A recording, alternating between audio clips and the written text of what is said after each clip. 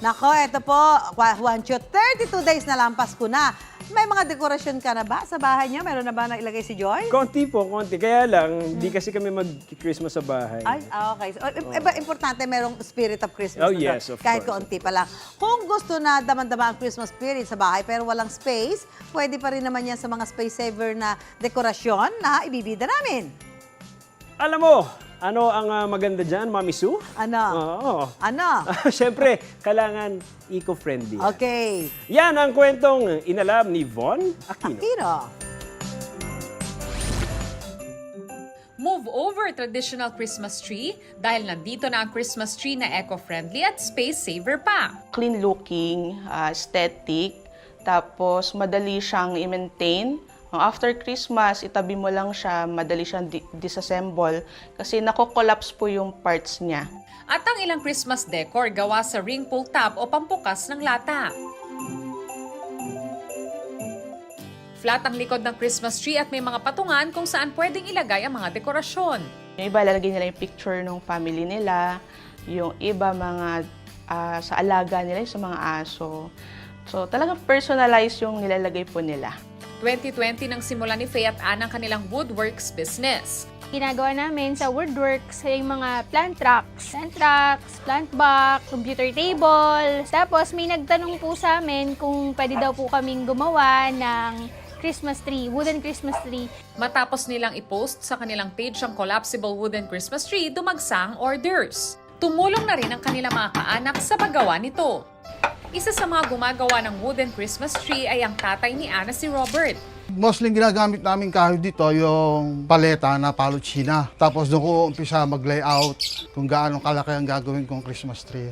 Kapag nakagawa na ng layout ay puputulin at pakikinisin ng mga kahoy. Gagawa rin si Robert ng base, frame at mga patungan. Pagdudugtungin ito gamit ang screw. Sina Faye at iba nilang kaanak naman ang nakatoka sa paglalagay ng barniz o pintura na ayon sa request ng kliyente. Made to order ang kanilang collapsible wooden Christmas tree. Usually, ang lead time ng paggawa ng Christmas tree, 5 days, 5 to 7 days.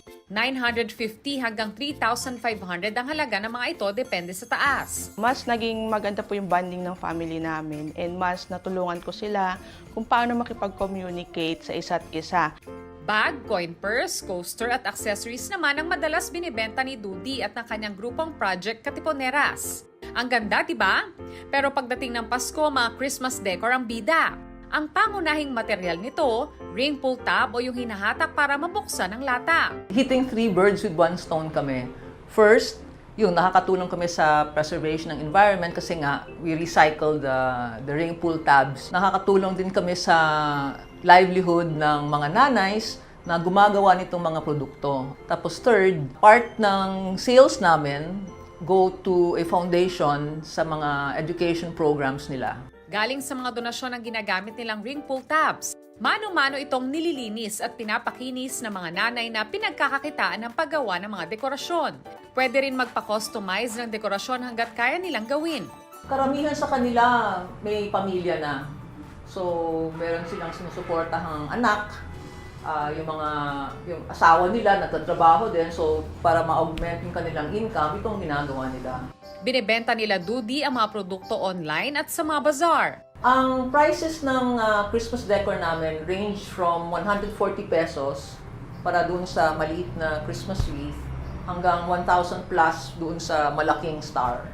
Shout out sa mga wala o kulang pa ang Christmas decor dyan. Palamutian na ang inyong tahanan sa tulong ng mga produkto na nagbibigay tulong sa inyong kapwa at kalikasan. Ako si Von Aquino at yan ang kwentong dapat alam mo.